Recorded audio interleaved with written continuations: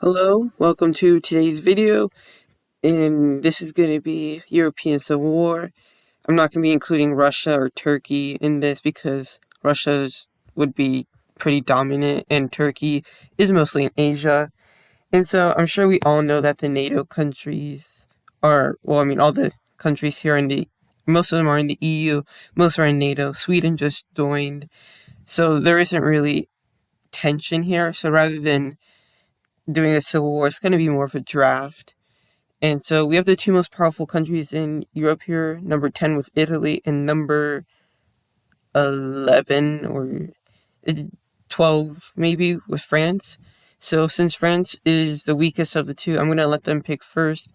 And they're going to go ahead and pick Ukraine. Next to Italy, they're going to go with Germany. France is going to go with the UK. Italy is going to go with Poland. Blue team going to select Spain. Red team is going to go for Sweden. Blue team, Finland. Then we're going to have the red team select Greece. Here, I'll fill in all. That's Cyprus. Blue team is going to go ahead select Norway. Red team is going to get Austria. Blue team is going to choose. They choose Netherlands. Red team is going to grab Romania. Blue team, Bulgaria. Red team, Serbia. Blue team is gonna grab them. Belarus. Alright, let me fix. Oh, wait, that's my bad. Let me fix this part up here. Alright. Red team is going to nab. I think this is Hungary. Okay, back to blue team. They're gonna get the Belgium. Red team is gonna snag Denmark. Blue team gets them. Oh, Iceland. I'm not gonna count Iceland in this. Red team is gonna go ahead and they're gonna choose Latvia. I think that's Latvia. Or is this Lithuania? No, this one is Estonia. But that doesn't matter. Blue team is going with this. Red team gets Czechia. Blue team takes Moldova. Gonna zoom in a little bit here. Red team is next. They're gonna get Slovakia. Blue team is gonna go with Croatia. Red team chooses Bosnia. Blue team gets Estonia. Red team chooses Portugal. Blue team gets Ireland. Red team is gonna go with North Macedonia. Blue team is Albania. Red team Slovenia. Blue team Kosovo. Red team Montenegro. And then here, let me make this red. Wait, who just went? I think red team just went.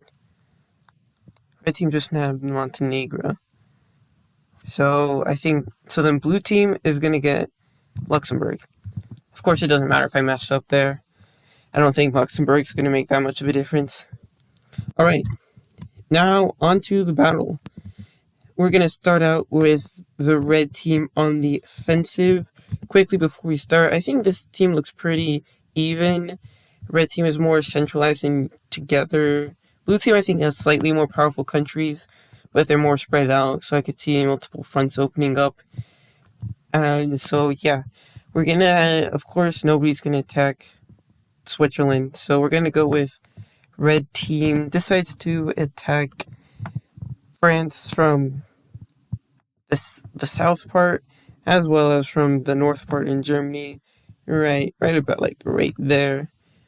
And the Italian front is gonna emerge like right about there, I would say. Up here, blue team is gonna start cracking down on Sweden. Of course, there's nobody that lives up here, so Finnish naval ships are gonna take the city of Umeå, which I think is right over here where my mouse is. And so they're gonna be able to successfully make a landing there. Whereas the Norwegian troops are also going to start their own invasion of Sweden and take a decent amount of land. Poland, along with the rest of the red team, are going to open a front in Ukraine as well as Belarus as a little blob of red emerges into these countries. Ukraine is pretty powerful, so I think they'll be able to hold their own over here. But not the same cannot be said for Moldova, which is being attacked by Romania, just like the southern portions of Ukraine. Serbia, North Macedonia, Greece are going to go ahead and jump on these places down here. Bulgaria, Albania, and Kosovo. It's going to be a pretty rapid invasion of all these places. Since they don't really have to send their troops much elsewhere, they're going to be able to focus more over here and take care of these fronts, which is going to be, in the long run, it's going to add up. Spain and the UK are going to start their attack from Ireland. UK is going to enter from the coast. Fun fact, the UK and Portugal have the longest military alliance ever. I think it started in like the 1300s. May be wrong though. But yeah, that's what's going to happen. So Portugal is honestly surrounded. The British have pretty good navy, and Spain, well, borders them. So there's a large front here where a lot of fighting could be done. And Portugal honestly doesn't have much of that manpower that's necessary, and is going to result in them losing a lot of land. Rather than them getting these islands here, it's just going to go ahead and attack the mainland. So France is going to have a little bit of the edge. Italy is going to have a little bit of the edge on France. And Germany is going to go ahead and continue. France is fighting two very powerful countries, so there will be losing land, but not too much because they are still very powerful. Up back in the Nordic front, we're going to have Norway continuing their descent into Norwegian land where people live. I think Oslo is right about there. Like, right there maybe. I'm not too sure if that's where it actually is, but I'm fairly certain it is right there. Blue team from up here is going to, not right there, from up here is going to go ahead and swivel down along the coast, making sure that Sweden can't receive that many supplies from their allies, and an eventual land in Denmark is going to occur, taking the north, and of course onto Copenhagen. Hold on, let me color this in real quick. Alright, and then land on Copenhagen right there. Blue team is also going to start jumping on to this Latvia/Lithuania country. My bad. Sorry, I don't know that too well. And red team is going to continue their invasion into Belarus as they're being halted in Ukraine. Ukraine is eventually going to start their own front here in Slovakia, and are taking quite a bit of land, and are also going to go ahead and start in Hungary. Romania is doing pretty good in Moldova with some aid from other countries like Serbia, so the Moldovians are being pushed back until they're met with a front line of Ukrainian soldiers helping their blue friend. Down in Bulgaria, they're continuously being pushed back by the red team, and eventually the Romanian land is used to start a new front in the north and cut off some access to the sea over here. I don't know what sea this is, actually. I know this over here, this is the Caspian Sea. This is the Mediterranean Sea.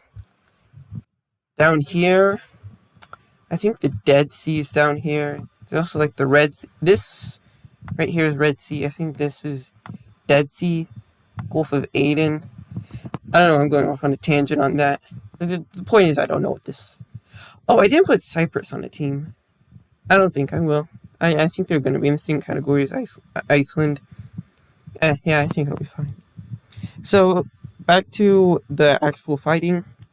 We're going to see red team continuously pushing into the land of Albania right here from the south as well as the east. And eventually the country is going to be taken just like Kosovo. Croatia is also going to start to lose some land. I think they'd hold their own pretty well against Bosnia as, Yugoslavia. But eventually the red teams are going to start to have their own breakthrough into the country. Portugal down here continues to suffer from blue team attacks from Spain and Britain, and are eventually going to be knocked out. This is going to be very good, as well, there's no red team over here, so no troops can be sent over there. And also, that means UK, Spain, Ireland, they can focus their efforts on helping their good pal France and their efforts against the Italians, and are able to successfully push them back a decent amount, as well as in the German front. Over here in the Netherlands, a blue team front is going to be started into northern Germany and is going to get a pretty good amount of land. And in Copenhagen, it's going to be lost. Norway is continuing to be crippled as almost the entire coast is being taken as key points and cities along the way are being lost. Eventually, the two fronts connect, and Norway is completely blocked off from any red team aid. Honestly, it's only a matter of time before they go under. Gonna come back over here to the Ukrainian front. The Polish are going to continue to break through the Belarusians, and rather than helping this place over here, they're just gonna focus on trying to capture Minsk, which in the long run I think will help this place. I'm sorry, I don't know the name of it. I'm gonna go with a Hail Mary, say that's Latvia. From now on, this place, this one right here, this is Latvia. Even if you're Lithuania, for now you're Latvia. Alright, so Belarusian lines are continuing to be pushed back from the superior Polish army. Ukrainians seeing this are gonna go and help their friends, resulting in a reclaim of red team land there, and even a slight pushback in this front to connect with the Belarusian one. Since that's holding off there, red team is going to start another invasion here, and slowly Ukraine is starting to break apart a little bit, but they're doing pretty good. Bulgaria is continuing to try their best to defend, but they're now completely encircled and are starting to fall apart, and eventually the complete and unconditional surrender of Bulgaria happens. The Balkan boys over here start to focus their efforts on that pesky Croatia, and a large recession of land is going to occur.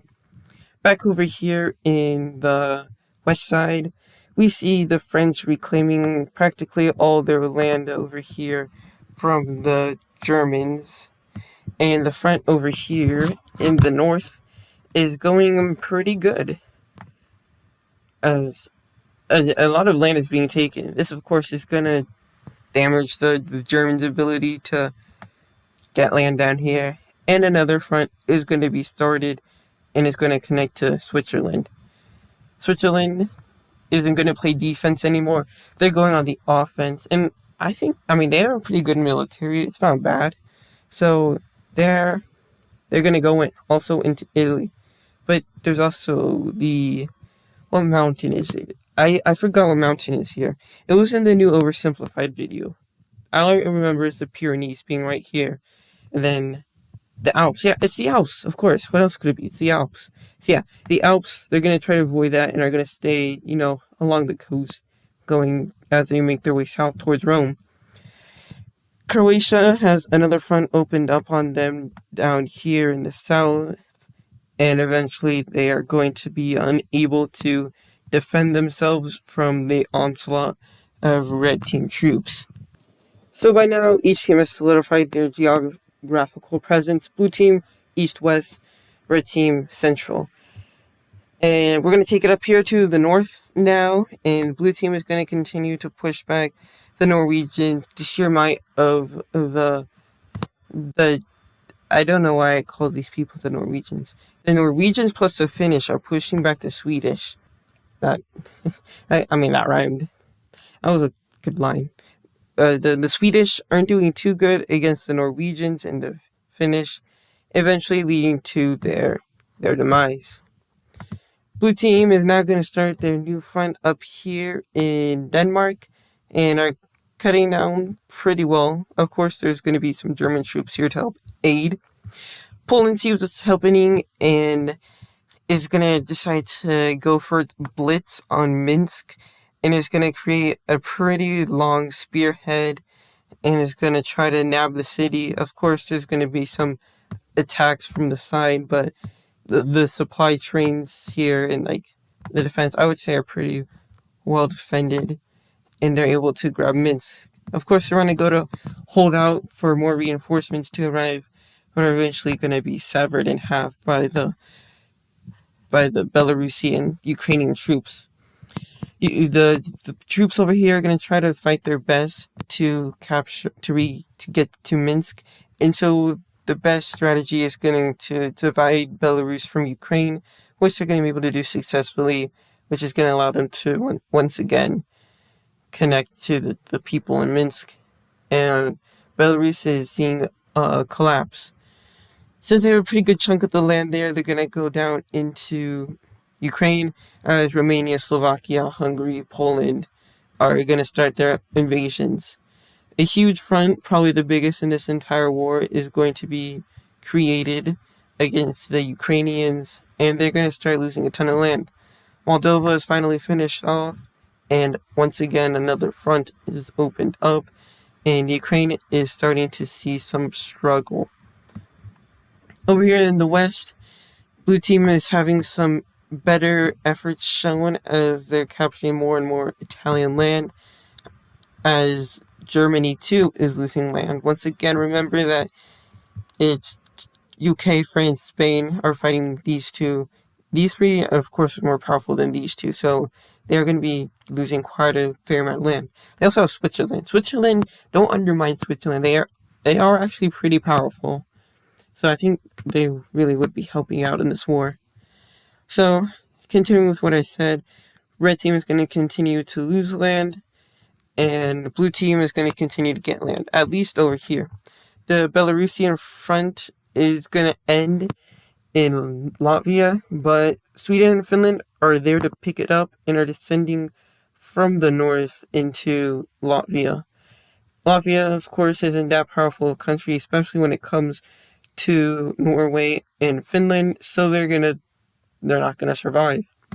Poland wasn't really focusing on this because there's more important things happening down here in Ukraine, so that's gonna give the Nordics an upper hand in taking some land. They're gonna want to try to help Belarus hold out against the Polish, so that's really what their whole aim is, to perhaps like go along the Polish Belarusian border to cut off the Polish from Belarus. In Ukraine, the front is continuing to march towards Kyiv as it's starting to widen out, and Ukraine continues to lose more land. Naval landings in Crimea commence, and a fair amount of land is starting to be taken.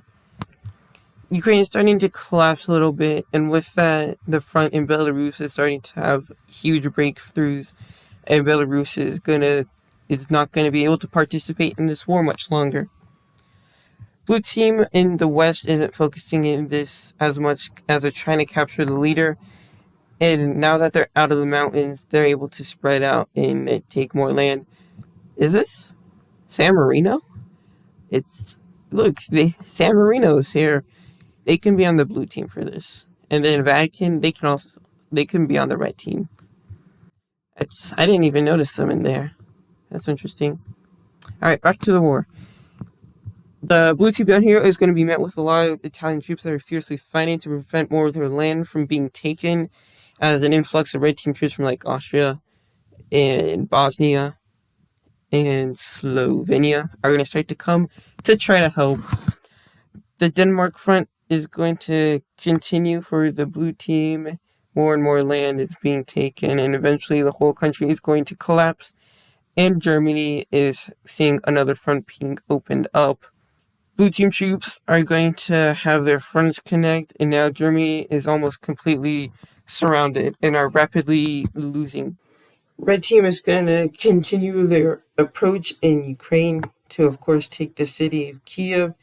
More and more land is falling, and over here in the west, German troops are starting to stop the blue team from making any more progression. But the Norwegians and Finnish are continuing to make land. They're going to start to abandon their efforts in Poland. And so now blue team is going to make a decision. Rather than focusing efforts on Germany, they're going to combine their strength on Italy. So this is going to go pretty well. They're going to start taking heaps of land, and as expected, Germany is going to be able to reclaim a lot of their land from the blue team. Things going well for Germany, not so much for Italy. Italy's going to continue to fall. So much land is being lost, and eventually the city of Rome is going to fall. So now the leader of the coalition has been captured. And so when this happens, there's of course two options the coalition, I'll say, can take. And that, of course, is to keep fighting or to surrender. But this video is going on pretty long, so I'm going to go with the surrender route. And so that's going to be the end of the video. I appreciate you for taking time out of your day to watch my video. I know some people don't agree with how this war would go, but of course this is all hypothetical in my opinion, all fun. I hope you have an amazing day today and tomorrow, and an amazing week. Goodbye.